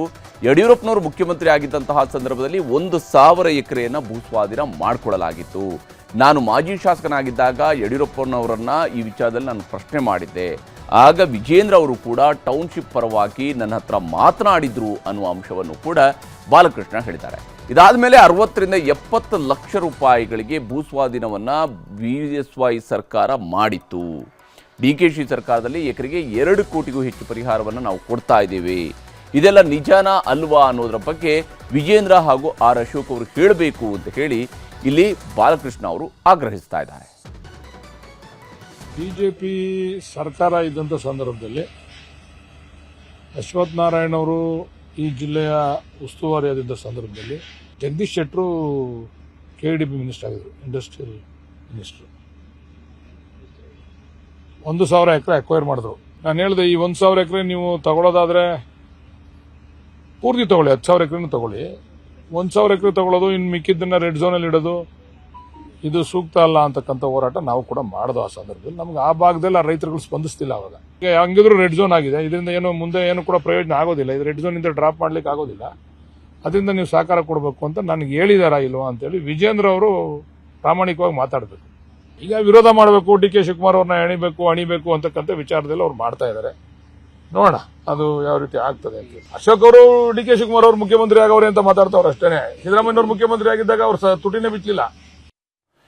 ಇಷ್ಟೆಲ್ಲದರ ಮಧ್ಯೆ ರಾಹುಲ್ ಗಾಂಧಿ ಅವರನ್ನ ಬಿಡದಿ ಟೌನ್ಶಿಪ್ಗೆ ಬಿಜೆಪಿಯವರು ಎಳೆದು ತಂದಿದ್ದಾರೆ. ಬಿಜೆಪಿ ರಾಜ್ಯಾಧ್ಯಕ್ಷ ವಿಜೇಂದ್ರ, JDSನ ಯುವ ನಾಯಕ ನಿಖಿಲ್ ಕುಮಾರಸ್ವಾಮಿ ಹಾಗೆ ಬಿಡದಿ ರೈತರ ಕಷ್ಟ ಕೇಳೋದಕ್ಕೆ ಬನ್ನಿ ಅಂತ ಪತ್ರವನ್ನು ಬರೆದಿದ್ರು. ಈಗ ಹೋರಾಟ ಮಾಡ್ತಿರುವ ರೈತರು ಕೂಡ ರಾಹುಲ್ ಗಾಂಧಿ ಅವರಿಗೆ ಪತ್ರವನ್ನು ಬರೆದಿದ್ದಾರೆ. ರಾಜ್ಯ ಸರ್ಕಾರದ ವಿರುದ್ಧ ಬಿಡದಿ ರೈತರು ಈ ಪತ್ರ ಸಮರವನ್ನು ಶುರು ಮಾಡಿದ್ದಾರೆ. ಬಲವಂತದ ಭೂಸ್ವಾಧೀನ ಪ್ರಕ್ರಿಯೆ ಆಗ್ತಿದೆ ಅಂತ ಹೇಳಿ ಲೋಕಸಭೆಯ ಪ್ರತಿಪಕ್ಷ ನಾಯಕ ರಾಹುಲ್ ಗಾಂಧಿ ಅವರಿಗೆ 100ಕ್ಕೂ ಹೆಚ್ಚು ರೈತರು ಪತ್ರ ಬರೆದಿದ್ದಾರೆ. ಬಿಡದಿ ಟೌನ್ಶಿಪ್ ಯೋಜನೆಯನ್ನು ಸಂಪೂರ್ಣವಾಗಿ ಕೈಬಿಡಬೇಕು, 9,000 ಎಕರೆ ಫಲವತ್ತಾದ ಕೃಷಿ ಭೂಮಿಯನ್ನು ಉಳಿಸ್ಕೊಡಿ, ಫಲವತ್ತಾದ ಕೃಷಿ ಭೂಮಿಯನ್ನು ನಗರೀಕರಣದ ಹೆಸರಿನಲ್ಲಿ ಸ್ವಾಧೀನಪಡಿಸಿಕೊಳ್ಳೋದಕ್ಕೆ ಹೋಗಬೇಡಿ ಅಂತ ಪತ್ರದಲ್ಲಿ ರೈತರು ಮನವಿಯನ್ನು ಮಾಡಿಕೊಂಡಿದ್ದಾರೆ. ಇನ್ನು ಧರ್ಮಸ್ಥಳದ ಅಸಹಜ ಸಾವಿನ ಬುರುಡೆ ಪ್ರಕರಣಕ್ಕೆ ಸಂಬಂಧಪಟ್ಟಂತೆ ಚಿನ್ನಯ್ಯ ಇಲ್ಲಿ ಷಡ್ಯಂತ್ರಗಳನ್ನು ಬಂಧನ ಮಾಡಿ ಅಂತ ಹೈಕೋರ್ಟ್ಗೆ ಅರ್ಜಿಯನ್ನು ಹಾಕೊಂಡಿದ್ರು. ಈ ಅರ್ಜಿಯಲ್ಲಿ ತಮಿಳುನಾಡಿನ ಪ್ರಕಾಶ್ ರಾಜ್ ಅನ್ನುವಂತಹ ವ್ಯಕ್ತಿಯ ಜೊತೆಗೆ ತಾನು ಮಾತನಾಡಿದ್ದೆ, ತಮಿಳಿನಲ್ಲಿ ಮಾತನಾಡಿದ್ದೆ ಅನ್ನುವಂಥನ್ನ ಹೇಳ್ಕೊಂಡಿದ್ರು. ಅದು ಬಹುಭಾಷಾ ನಟ ಪ್ರಕಾಶ್ ರಾಜ್ ಅಂತ ಈಗಾಗಲೇ ಚರ್ಚೆಯೂ ಕೂಡ ಆಗಿತ್ತು. ಪ್ರಕಾಶ್ ರಾಜ್ ಕೂಡ ಅದನ್ನು ಒಪ್ಪಿಕೊಂಡಿದ್ದಾರೆ. ಹೌದು, ನಾನೇ ಮಾತನಾಡಿದ್ದು ಅಂತ ಹೇಳಿದ್ದಾರೆ. ಧರ್ಮಸ್ಥಳದ ಸುತ್ತಲಿನ ಪ್ರಮುಖ ಈ ಒಂದು ಅಸಹಜ ಸಾವುಗಳ ಪ್ರಕರಣಕ್ಕೆ ಸಂಬಂಧಪಟ್ಟಂತೆ ಪ್ರಮುಖ ಆರೋಪಿಯಾಗಿರುವಂತಹ ಚಿನ್ನಯ್ಯನ ಜೊತೆ ಮಾತನಾಡಿದ್ದು ನಿಜ ಅಂತ ಪ್ರಕಾಶ್ ರಾಜ್ ಹೇಳಿದ್ದಾರೆ. ಬೆಂಗಳೂರಲ್ಲಿ ಸುದ್ದಿಗೋಷ್ಠಿ ನಡೆಸಿರುವಂತಹ ಅವರು ಗಿರೀಶ್ ಮಟ್ಟಣ್ಣವರ್ ನನಗೆ ಕರೆ ಮಾಡಿ ಮಾಸ್ಕ್ ಮ್ಯಾನ್ ನಿಮ್ಮ ಬಳಿಯಲ್ಲಿ ಮಾತನಾಡ್ತಾನೆ ಅಂತ ಹೇಳಿದರು. ಹಾಗಾಗಿ ಮಾತಾಡಿದ್ದೆ, ಆಮೇಲೆ ವಾಯ್ಸ್ ಮೆಸೇಜ್ ಕೂಡ ಕಳಿಸಿ ಅಂತ ಅವರಿಗೆ ಹೇಳಿದ್ದೆ. ಅದಾದಮೇಲೆ ಚಿನ್ನಯ್ಯನ ಬಳಿಯಲ್ಲಿ ಮಾತನಾಡಿ ಏನೇ ಹೇಳೋದಿದ್ರು ಕೂಡ SIT ಮುಂದೆ ಹೇಳು ಅಂತ ಹೇಳಿದ್ದೆ. ಚಿನ್ನಯ್ಯ ನನಗೆ ಯಾಕೆ ಕಾಲ್ ಮಾಡಿದ್ನೋ ಗೊತ್ತಿಲ್ಲ, ಕರೆ ಮಾಡಿದ್ರ ಬಗ್ಗೆ ನಾನು ಆವಾಗಲೇ ಪ್ರಣವ್ ಮೊಹಂತಿ ಅವರಿಗೂ ಕೂಡ ಮಾಹಿತಿಯನ್ನು ಕೊಟ್ಟಿದ್ದೇನೆ ಅಂತ ಹೇಳಿದ್ದಾರೆ. ಯಾವಾಗ ಪ್ರಕಾಶ್ ರಾಜ್ ಈ ವಿಷಯವನ್ನ ಹೇಳಿದ್ರು ಅಷ್ಟೊತ್ತಿದ್ದಂಗೆ ಚಕ್ರವರ್ತಿ ಸೂಲಿಬೆಲೆ ಅವರು ಪ್ರಕಾಶ್ ರಾಜ್ರನ್ನ ಬಂಧಿಸಿ SIT ವಿಚಾರಣೆ ಮಾಡಬೇಕು ಅಂತ ಆಗ್ರಹಿಸಿದ್ದಾರೆ. SIT ಫಾರ್ಮ್ ಮಾಡಿದ್ದಾರೆ, ಹೋಗು ಸರ್, ಧೈರ್ಯ ಇಲ್ಲ ನನಗೆ, ನೋಡಪ್ಪ ನನ್ನನ್ನು ಮೀಟ್ ಮಾಡೋದು ಬೇಡ, ನಿನ್ಗೇನಾದ್ರು ಹೇಳ್ಬೇಕಾದ್ರೆ ನೀನು ರೆಕಾರ್ಡ್ ಮಾಡಿ ವಾಯ್ಸ್ ಕಳಿಸು, ನಾನು ಇಸ್ಪೇಟ್ ಇಮಿಡಿಯೇಟ್ ರೆಕಾರ್ಡೆಡ್ ವಾಯ್ಸ್ ಏನೇನು ಬರಬಡಿಸ್ತಾ ಇವ್ರಿಗೆ ಫೋನ್ ಮಾಡಿದೆ ನಮ್ಮ ಮೊಹಂತಿ ಅವ್ರಿಗೆ, ಮೊಹಂತಿ ಸರ್ ಇದು ಫಾರ್ವರ್ಡ್ ಈ ಥರ ಇದೆ, ನಾನು ನಿಮ್ಮನ್ನು ಭೇಟಿ ಮಾಡಿ ಬರ್ತಾ ಇದ್ದೀನಿ ಅಂತ ನೇರವಾಗಿ ಪಾಯಿಂಟ್ ತಗೊಂಡು ಬಂದರು. ಈ ಗೊಂದಲವನ್ನು ಹುಟ್ಟುಹಾಕಿರುವಂಥದ್ದು ಪ್ರಕಾಶ್ ರಾಜೇ ಆಗಿರೋದ್ರಿಂದ ಇವತ್ತು SIT ಸೀರಿಯಸ್ ಆಗಿ ಅವರನ್ನು ಪ್ರಶ್ನೆ ಮಾಡಬೇಕಾದ ಅಗತ್ಯ ಇದೆ. ನನಗೇನು ಡೌಟ್ ಇಲ್ಲಪ್ಪ, ಅವರು ಒಂದ್ಸಲ ಪ್ರೆಸೆಂಟ್ ಮಾಡಲಿ, ಪ್ರೆಸೆಂಟ್ ಮಾಡಿದ ನಂತರ ಅದರಲ್ಲಿ ಇರ್ಬೋದಾಗಿರುವಂಥ ಲೂಪ್ ಹೋಲುಗಳನ್ನು ಹೆಕ್ಕಿ ತೆಗಿತೀವಿ. ಯಾಕೆ ಅಂತಂದರೆ ಮೀಡಿಯಾಗಳು ಎಷ್ಟು ಕೆಲಸ ಮಾಡಿವೆ ಈ ಕೇಸಿನ ಹಿನ್ನೆಲೆಯಲ್ಲಿ, ಅವರಿಗೆ ಯಾವುದೇ ಈ ಥರದ ಲೂಪ್ ಹೋಲುಗಳನ್ನು ಇಡಲಿಕ್ಕೆ ಸಾಧ್ಯ ಇಲ್ಲ ಅಂತ ನನಗನ್ಸುತ್ತೆ. ಇನ್ನು ನಟ ಪ್ರಕಾಶ್ ರಾಜ್ ಜೊತೆ ಗಿರೀಶ್ ಮಟ್ಟಣ್ಣವರ್, ಚಿನ್ನಯ್ಯ ಇಬ್ಬರು ಕೂಡ ಧರ್ಮಸ್ಥಳದ ವಿಷಯವಾಗಿ ಮಾತಾಡಿದ್ದಾರೆ. ಆ ಮಾಹಿತಿಯನ್ನು SITಗೂ ಕೂಡ ಕೊಟ್ಟಿದ್ದೀನಿ ಅಂತ ಹೇಳ್ತಿದ್ದಾರೆ. ಇದರ ಜೊತೆಗೆ ಮಟ್ಟಣ್ಣವರ್ ಹೆಸರನ್ನ ಹೇಳಿರೋದ್ರಿಂದಾಗಿ ಪ್ರಕರಣ SITಗೆ ಮತ್ತಷ್ಟು SIT ಹೇಗೆಲ್ಲ ತನಿಖೆಯನ್ನು ನಡೆಸ್ತಾ ಹೋಗುತ್ತೆ ಅನ್ನೋದನ್ನ ನೋಡಬೇಕು. ಇದೆಲ್ಲದರ ಮಧ್ಯೆ ಧರ್ಮಸ್ಥಳದ ಧರ್ಮಾಧಿಕಾರಿ ವಿರುದ್ಧ ಅವಹೇಳನಕಾರಿ ಪೋಸ್ಟ್ ಹಾಕಿದ್ರು ಗಿರೀಶ್ ಮಟ್ಟಣ್ಣವರ್. ಈ ಬಗ್ಗೆ ದೂರು ಆಧರಿಸಿ ಮಟ್ಟಣ್ಣವರ್ ವಿರುದ್ಧ FIR ಕೂಡ ಆಗಿತ್ತು. ಆ FIRನ ರದ್ದು ಕೋರಿ ಗಿರೀಶ್ ಮಟ್ಟಣ್ಣವರ್ ಅರ್ಜಿಯನ್ನು ಸಲ್ಲಿಸಿದರು. ಗಿರೀಶ್ ಮಟ್ಟಣ್ಣವರ್ ಹಾಕಿದಂತಹ ಪೋಸ್ಟ್ಗಳಿಗೆ ಹೈಕೋರ್ಟ್ ಗರಂ ಆಗಿದೆ. ಭಿನ್ನಾಭಿಪ್ರಾಯಗಳಿಗೆ ಪ್ರಜಾಪ್ರಭುತ್ವದಲ್ಲಿ ಅವಕಾಶ ಇದೆ, ಆದರೆ ಇದಕ್ಕೆಲ್ಲ ಆರೋಗ್ಯಕರ ಚರ್ಚೆಗೆ ಸ್ವಾಗತವಿದೆ, ಕೆಸರೆರಚಾಟಕ್ಕೆ ಪ್ರಯೋಜನ ಇಲ್ಲ ಅಂತ ನ್ಯಾಯಮೂರ್ತಿ M. ನಾಗಪ್ರಸನ್ನ ಅವರಿದ್ದ ಹೈಕೋರ್ಟ್ ಪೀಠ ಅಭಿಪ್ರಾಯವನ್ನು ತಿಳಿಸಿತು. ವಿಚಾರಣೆಯನ್ನು ಜೂನ್ 22ಕ್ಕೆ ಮುಂದೂಡಲಾಗಿದೆ. ಇನ್ನು ಈ ವರ್ಷ ಅದ್ಯಾಕೋ ಮುಂಗಾರು ಮಳೆ ಅಂತೂ ನಿರೀಕ್ಷೆಯಂತೆ ಬರ್ತಾನೇ ಇಲ್ಲ. ಅನ್ನದಾತರು ಬಯಸಿರತಕ್ಕಂತಹ ಮಳೆ ನಿರೀಕ್ಷೆಗೂ ಮೀರಿ ಬತ್ತಿ ಹೋಗಿದೆ. ಬರೀ ಕರ್ನಾಟಕ ಮಾತ್ರ ಅಲ್ಲ, ದೇಶದ 326 ಜಿಲ್ಲೆಗಳಲ್ಲಿ ಈ ವರ್ಷ ಬರ ಆವರಿಸಲಿದೆ ಅಂತ ಕೇಂದ್ರ ಸರ್ಕಾರಕ್ಕೆ ವರದಿ ತಲುಪಿದೆ. ಕೇಂದ್ರ ಕೃಷಿ ಸಚಿವ ಶಿವರಾಜ್ ಸಿಂಗ್ ಚೌಹಾಣ್ ಅವರಿಗೆ ಕೃಷಿ ಸಚಿವಾಲಯದಿಂದ ಮುಂಗಾರು ಮಳೆ ಕೊರತೆಯ ವರದಿ ಹೋಗಿದೆ. ಹವಾಮಾನ ಇಲಾಖೆ, ನೈಸರ್ಗಿಕ ವಿಕೋಪ ಸಂಸ್ಥೆಗಳು, ಇಸ್ರೋ ಸೇರಿದಂತೆ ಹಲವು ಸಂಸ್ಥೆಯವರು ಮಳೆ ಕೊರತೆಯ ಬಗ್ಗೆ ಅಂಕಿಅಂಶಗಳನ್ನು ಪ್ರಕಟ ಮಾಡಿದ್ದಾರೆ. ಈ ಎಲ್ಲ ಅಂಕಿಅಂಶಗಳನ್ನು ಆಧರಿಸಿ ಕೃಷಿ ಸಚಿವಾಲಯದ ಅಧಿಕಾರಿಗಳು ವರದಿಯನ್ನು ಕೊಟ್ಟಿದ್ದಾರೆ. ಈ ವರದಿಯಲ್ಲಿ ಹವಾಮಾನದ ವೈಪರೀತ್ಯದಿಂದಾಗಿ ದೇಶದ 326 ಜಿಲ್ಲೆಗಳಲ್ಲಿ ಈ ವರ್ಷ ಭೀಕರ ಬರ ಬರುತ್ತೆ ಅನ್ನುವಂತಹ ಅಂಶಗಳಿದೆ. ಎಲ್ನಿನೋ ಎಫೆಕ್ಟ್ನಿಂದಾಗಿ ದೇಶದಲ್ಲಿ ತೀವ್ರ ಮಳೆಯ ಕೊರತೆ ಎದುರಾಗಿದೆ. ಉತ್ತರ ಪ್ರದೇಶ, ತಮಿಳುನಾಡು, ಆಂಧ್ರ ಪ್ರದೇಶ, ತೆಲಂಗಾಣ, ಒಡಿಶಾ, ಗುಜರಾತ್, ರಾಜಸ್ಥಾನ, ಬಿಹಾರ, ಮಧ್ಯಪ್ರದೇಶ, ಜಾರ್ಖಂಡ್, ಮಹಾರಾಷ್ಟ್ರ ಹಾಗೂ ಕರ್ನಾಟಕದಲ್ಲಿ 64%ನಷ್ಟು ಮಳೆ ಕೊರತೆ ಎದುರಾಗುತ್ತದೆ. ಕರ್ನಾಟಕ ರಾಜ್ಯದಲ್ಲೇ ಈ ವರ್ಷ 21% ಮಳೆ ಕೊರತೆ ಎದುರಾಗುತ್ತೆ. ಕರ್ನಾಟಕ ರಾಜ್ಯದ 12 ಜಿಲ್ಲೆಗಳಲ್ಲಿ ಈ ವರ್ಷ ಬರ ಆವರಿಸಲಿದೆ ಅಂತ ಕೇಂದ್ರ ಕೃಷಿ ಸಚಿವ ಶಿವರಾಜ್ ಸಿಂಗ್ ಚೌಹಾಣ್ ಅವರ ಕೈ ಸೇರಿರುವಂತಹ ವರದಿಯಲ್ಲಿ ಉಲ್ಲೇಖ ಆಗಿದೆ. ಪ್ರತಿ ವಾರ ಜಿಲ್ಲಾವಾರು ವರದಿಯನ್ನು ಸಲ್ಲಿಸುವುದಕ್ಕೆ ಕೇಂದ್ರ ಸರ್ಕಾರದ ಈಗಾಗಲೇ ಸೂಚನೆಯನ್ನು ಕೂಡ ಕೊಟ್ಟಿದ್ದಾರೆ. ಶೀಘ್ರದಲ್ಲೇ ಜಿಲ್ಲಾಧಿಕಾರಿಗಳ ಜೊತೆಗೆ ಸಭೆಯನ್ನು ನಡೆಸುವುದಕ್ಕೂ ಕೂಡ ಕೇಂದ್ರ ಸರ್ಕಾರ ತೀರ್ಮಾನವನ್ನು ಕೈಗೊಂಡಿದೆ. ಬದಲಿ ಕೃಷಿ ವ್ಯವಸ್ಥೆಗೆ ರೈತರಲ್ಲಿ ಜಾಗೃತಿ ಮೂಡಿಸುವಂತಹ ಸಿದ್ಧತೆಯನ್ನು ಮಾಡಿಕೊಳ್ಳಲಾಗಿದೆ. ನೀರಿನ ಸಂರಕ್ಷಣೆ, ಮಿಶ್ರ ಬೆಳೆ ಪದ್ಧತಿ ಅಳವಡಿಕೆಯ ಬಗ್ಗೆ ಜನಜಾಗೃತಿಯನ್ನು ಮೂಡಿಸುವಂಥದ್ದು, ರೈತರಿಗೆ ಅಗತ್ಯವಾಗಿ ಬೇಕಾಗಿರುವಂತಹ ರಸಗೊಬ್ಬರಗಳನ್ನು ಪೂರೈಕೆ ಮಾಡೋದರ ಕಡೆಗೂ ಕೂಡ ಕ್ರಮ ವಹಿಸುವುದಕ್ಕೆ ಕೇಂದ್ರ ಸರ್ಕಾರ ಯೋಚನೆ ಮಾಡ್ತಾ ಇದೆ. ಇನ್ನು ಪ್ರಧಾನಮಂತ್ರಿ ಮೋದಿಯವರು ಅಮೆರಿಕ ಅಧ್ಯಕ್ಷ ಟ್ರಂಪ್ ಅವರ ಎದುರು ನೇರವಾಗಿಯೇ ಭಾರತೀಯ ನಾವಿಕರ ಸಾವಿನ ದಾಳಿಯನ್ನು ಖಂಡಿಸಿದ್ದಾರೆ. ಜೊತೆಗೆ ಶಾಂತಿ ಒಪ್ಪಂದಕ್ಕೆ ಮುಂದಾಗಿದ್ದನ್ನು ಕೂಡ ಶ್ಲಾಘಿಸಿದ್ದಾರೆ. ಫ್ರಾನ್ಸ್ನಲ್ಲಿ ನಡೆದ G7 ರಾಷ್ಟ್ರಗಳ ಶೃಂಗಸಭೆಯಲ್ಲಿ ಪ್ರಧಾನಮಂತ್ರಿ ಮೋದಿ, ಅಮೆರಿಕ ಅಧ್ಯಕ್ಷ ಟ್ರಂಪ್ ಇಬ್ಬರು ಕೂಡ ಮುಖಾಮುಖಿಯಾಗಿದ್ದರು. ನಿನ್ನೆ ಇಬ್ಬರ ಮಧ್ಯೆ ಮಾತುಕತೆ ನಡೆದಿದ್ದು ಅಷ್ಟಕ್ಕಷ್ಟೇ ಅನ್ನುವಂತಹ ಥರ ಇತ್ತು. ಆದರೆ ಇವತ್ತು ಟ್ರಂಪ್ ಮತ್ತು ಮೋದಿ ಇಬ್ಬರು ಜಂಟಿಯಾಗಿ ಮಾತುಕತೆಯನ್ನು ನಡೆಸಿದರು. ಈ ಸಂದರ್ಭದಲ್ಲಿ ಪ್ರಧಾನಿ ಮೋದಿಯವರು ಕೊಲ್ಲಿ ರಾಷ್ಟ್ರಗಳಲ್ಲಿ ಆಗ್ತಿರುವಂತಹ ಯುದ್ಧ ನಿಲ್ಲಿಸಬೇಕು, ಅದಕ್ಕಾಗಿ ಆಗ್ತಿರುವ ಶಾಂತಿ ಒಪ್ಪಂದಕ್ಕೂ ನಮ್ಮ ಬೆಂಬಲವಿದೆ ಅಂತ ಹೇಳಿದರು.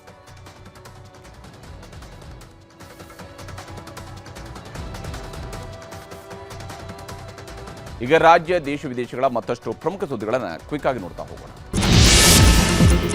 ಗೃಹಲಕ್ಷ್ಮಿ ಹಾಗೂ ಗೃಹಜ್ಯೋತಿ ಯೋಜನೆಗಳ ಪರಿಷ್ಕರಣೆಯ ಮಧ್ಯೆ ಪಿಂಚಣಿದಾರರಿಗೆ ರಾಜ್ಯ ಸರ್ಕಾರ ಶಾಕ್ ಕೊಟ್ಟಿದೆ. ಕಳೆದ 3 ತಿಂಗಳಲ್ಲಿ ರಾಜ್ಯದಲ್ಲಿ 16 ಲಕ್ಷ ಜನರಿಗೆ ಪಿಂಚಣಿ ಹಣ ಪಾವತಿಸಿಲ್ಲ. ವೃದ್ಧಾಪ್ಯ ವೇತನ, ವಿಧವಾ ಪಿಂಚಣಿ, ಸಂಧ್ಯಾ ಸುರಕ್ಷಾ, ವಿಶೇಷಚೇತನರ ವೇತನ ಪಡೆಯುತ್ತಿದ್ದವರಿಗೆ ಸಂಕಷ್ಟ ಎದುರಾಗಿದೆ.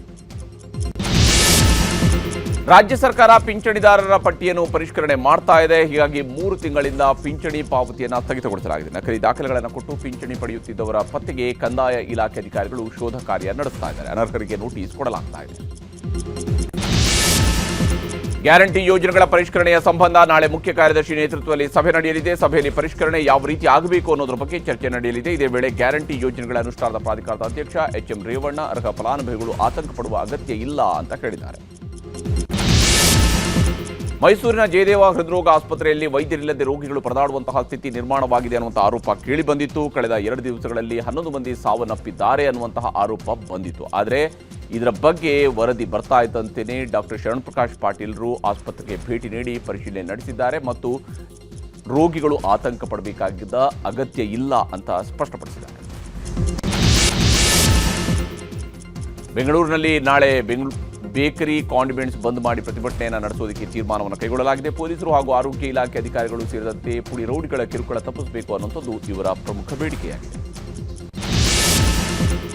ಇಡೀ ಸಮಾಜವಾದಿ ಪಕ್ಷವೇ ಬಿಜೆಪಿಗೆ ಸೇರೋದಕ್ಕೆ ಸಿದ್ಧವಾಗಿ ಕುಳಿತಿದೆ ಅಂತ ಉತ್ತರ ಪ್ರದೇಶ ಸರ್ಕಾರದ ಸಚಿವ ಓಂ ಪ್ರಕಾಶ್ ರಾಜ್ಭರ್ ಹೊಸ ಬಾಂಬ್ ಸಿಡಿಸಿದ್ದಾರೆ. ಆದರೆ ಇದನ್ನು ಸಮಾಜವಾದಿ ಪಕ್ಷದ ಅಧ್ಯಕ್ಷ ಅಖಿಲೇಶ್ ಯಾದವ್ ತಳ್ಳಿ ಹಾಕಿದ್ದಾರೆ. ಬಿಜೆಪಿಯು ಆಮಿಷ ಒಡ್ಡಿ ನಾಯಕರನ್ನು ಸೆಳಿತಾ ಇದೆ, ಧೈರ್ಯವಂತರು ಮಾತ್ರ ನಮ್ಮೊಂದಿಗೆ ಇರ್ತಾರೆ ಅಂತ ತಿರುಗೇಟು ನೀಡಿದ್ದಾರೆ. ಉದ್ಧವ್ ಠಾಕ್ರೆ ಬಣದ ಶಿವಸೇನೆಯಲ್ಲಿ ಬಿರುಕು ಬಿಟ್ಟಿದೆ. ಈ ಮಧ್ಯೆ ಯುಬಿಟಿ ಬಣದ ಶಿವಸೇನೆಯ ಹಿರಿಯ ನಾಯಕರು ಲೋಕಸಭಾ ಸ್ಪೀಕರ್ ಓಂ ಬಿರ್ಲಾಗೆ ಪತ್ರ ಬರೆದಿದ್ದು ಪಕ್ಷಾಂತರವನ್ನು ತಡೆಯುವಂತೆ ಒತ್ತಾಯಿಸಿದ್ದಾರೆ. ಜಾರ್ಖಂಡ್ನ ರಾಂಚಿಯಲ್ಲಿರುವ ಆರ್ಎಸ್ಎಸ್ ಕಚೇರಿ ಮೇಲೆ ಪೆಟ್ರೋಲ್ ಬಾಂಬ್ಗಳನ್ನು ಎಸೆಯಲಾಗಿದೆ. ಇಬ್ಬರು ದುಷ್ಕರ್ಮಿಗಳು ಪೆಟ್ರೋಲ್ ಬಾಂಬ್ಗಳನ್ನು ಎಸೆದಿದ್ದಾರೆ. ಸ್ಥಳಕ್ಕೆ ಬಾಂಬ್ ಸ್ಕ್ವಾಡ್, ಎನ್ಐಎ ಭೇಟಿ ನೀಡಿ ಪರಿಶೀಲನೆ ನಡೆಸಿದ್ದು ತನಿಖೆ ಮಾಡಲಾಗುತ್ತಿದೆ. ವೇಗವಾಗಿ ಬೆಳೀತಾ ಇರುವ ಭಾರತದ ಏಳಿಗೆಯನ್ನು ದುರ್ಬಲಗೊಳಿಸಲು ಸುಳ್ಳು ನಿರೂಪಣೆಗಳನ್ನು ಸೃಷ್ಟಿಸಲಾಗ್ತಾ ಇದೆ, ಹೀಗಂತ ಆರ್ಎಸ್ಎಸ್ ಮುಖ್ಯಸ್ಥ ಮೋಹನ್ ಭಾಗವತ್ ರಾಜಸ್ಥಾನದಲ್ಲಿ ಹೇಳಿದ್ದಾರೆ. ದೇಶದಲ್ಲಿ ವಿಧ್ವಂಸಕ ಕೃತ್ಯ ಎಸಗಲು ಸಂಚು ರೂಪಿಸಿದ್ದ ಪಾಕಿಸ್ತಾನದ ಐಎಸ್ಐ ಬೆಂಬಲಿತ ಶಂಕಿತ ಭಯೋತ್ಪಾದಕರ ಜಾಲವನ್ನು ದೆಹಲಿ ಪೊಲೀಸರು ಭೇದಿಸಿದ್ದಾರೆ. ಪಾಕ್ ಮೂಲದ ಹ್ಯಾಂಡರ್ ಶಹಜಾದ್ ಭಟ್ಟಿ ಟೀಮ್ ಜೊತೆ ಸಂಪರ್ಕದಲ್ಲಿದ್ದ 5 ಶಂಕಿತ ಉಗ್ರರನ್ನು ಪೊಲೀಸರು ಬಂಧಿಸಿದ್ದಾರೆ. ಗುಜರಾತ್ನಲ್ಲಿ ಭೀಕರ ರಸ್ತೆ ಅಪಘಾತ ಸಂಭವಿಸಿದೆ. ವಡೋದರ ಜರೋಡ್ ಹೆದ್ದಾರಿಯಲ್ಲಿ ಚಲಿಸ್ತಾ ಇದ್ದ ಟ್ರಕ್ಗೆ ಬಸ್ಸೊಂದು ಡಿಕ್ಕಿ ಹೊಡೆದಿದ್ದು 6 ಮಂದಿ ಪ್ರಯಾಣಿಕರು ಸ್ಥಳದಲ್ಲಿ ಸಾವಿಗೀಡಾಗಿದ್ದಾರೆ. 8ಕ್ಕೂ ಹೆಚ್ಚು ಮಂದಿ ತೀವ್ರವಾಗಿ ಗಾಯಗೊಂಡಿದ್ದಾರೆ. ಜೂನ್ 22ರಿಂದ ಜೂನ್ 30ರವರೆಗೆ ಯುಜಿಸಿ ನೆಟ್ ಮರುಪರೀಕ್ಷೆಯ ಪ್ರವೇಶ ಪತ್ರಗಳನ್ನು ಎನ್ಟಿಎ ಬಿಡುಗಡೆ ಮಾಡಿದೆ. ಅಭ್ಯರ್ಥಿಗಳು ಯುಜಿಸಿ ನೆಟ್ ವೆಬ್ಸೈಟ್ನಲ್ಲಿ ತಮ್ಮ ಅರ್ಜಿ ಸಂಖ್ಯೆ ಮತ್ತು ಜನ್ಮ ದಿನಾಂಕದ ಮೂಲಕ ಹಾಲ್ ಟಿಕೆಟ್ಗಳನ್ನು ಡೌನ್ಲೋಡ್ ಮಾಡಿಕೊಳ್ಬಹುದು. ಬಿಹಾರದ ರಾಜಧಾನಿ ಪಾಟ್ನಾ ನಗರದ ಹೆಸರನ್ನು ಪಾಟಲಿಪುತ್ರ ಅಂತ ಬಿಹಾರ ಸರ್ಕಾರ ಬದಲಾಯಿಸಿದೆ. ಪಾಟಲಿಪುತ್ರ ಎಂಬುದು ಪಾಟ್ನಾ ನಗರದ ಪ್ರಾಚೀನ ಹೆಸರಾಗಿದ್ದು ಮೂಲ ಹೆಸರನ್ನು ಇಡಲಾಗ್ತಾ ಇದೆ ಅಂತ ಮುಖ್ಯಮಂತ್ರಿ ಸಾಮ್ರಾಟ್ ಚೌಧರಿ ಹೇಳಿದ್ದಾರೆ. ತೆಲಂಗಾಣ ಸರ್ಕಾರ ರಸ್ತೆಯೊಂದಕ್ಕೆ ಡೊನಾಲ್ಡ್ ಟ್ರಂಪ್ ಅವೆನ್ಯೂ ಎಂದು ಹೆಸರಿಸುವುದಕ್ಕೆ ನಿರ್ಧರಿಸಿದೆ. ಹೈದರಾಬಾದ್ನ ಐಟಿ ಕಾರಿಡಾರ್ನಲ್ಲಿರುವ ಅಮೆರಿಕನ್ ಕಾನ್ಸುಲೇಟ್ ರಸ್ತೆಗೆ ಡೊನಾಲ್ಡ್ ಟ್ರಂಪ್ ಅವೆನ್ಯೂ ಅಂತ ಹೆಸರಿಡುವುದಕ್ಕೆ ನಿರ್ಧರಿಸಲಾಗಿದೆ. ಶ್ರೀಲಂಕಾದ ಮಾಜಿ ಅಧ್ಯಕ್ಷ ಮಹಿಂದ ರಾಜಪಕ್ಸೆ ಅವರ ಪುತ್ರ ಯೋಶಿತಾ ರಾಜಪಕ್ಸೆ ಅವರನ್ನು ಭ್ರಷ್ಟಾಚಾರ ನಿಗ್ರಹ ಆಯೋಗ ಬಂಧಿಸಿದೆ. ಸುಳ್ಳು ದಾಖಲೆ ಸಲ್ಲಿಕೆ ಮತ್ತು ಲಂಚ ನೀಡಿ ನೌಕಾಪಡೆಯಲ್ಲಿ ಉದ್ಯೋಗಕ್ಕಿಸಿಕೊಂಡ ಆರೋಪದಲ್ಲಿ ಬಂಧಿಸಲಾಗಿದೆ. ಏಕದಿನ ಸರಣಿಯ 2ನೇ ಪಂದ್ಯದಲ್ಲಿ ಆತಿಥೇಯ ಭಾರತ ತಂಡ ಅಫ್ಘಾನಿಸ್ತಾನ ವಿರುದ್ಧ 402 ರನ್ಗಳ ಬೃಹತ್ ಮೊತ್ತವನ್ನು ಕಲೆ ಹಾಕಿದೆ. ಲಕ್ನೋದ ಏಕಾನ ಕ್ರಿಕೆಟ್ ಸ್ಟೇಡಿಯಂನಲ್ಲಿ ನಡೆದಂತಹ ಪಂದ್ಯದಲ್ಲಿ ಟೀಂ ಇಂಡಿಯಾದ ನಾಯಕ ಶುಭ್ಮನ್ ಗಿಲ್ ಹಾಗೂ ಇಶಾಂತ್ ಕಿಶನ್ ಶತಕ ಬಾರಿಸಿದ್ದಾರೆ. ಭಾರತ ಗೆಲುವಿನ ದಡದಲ್ಲಿ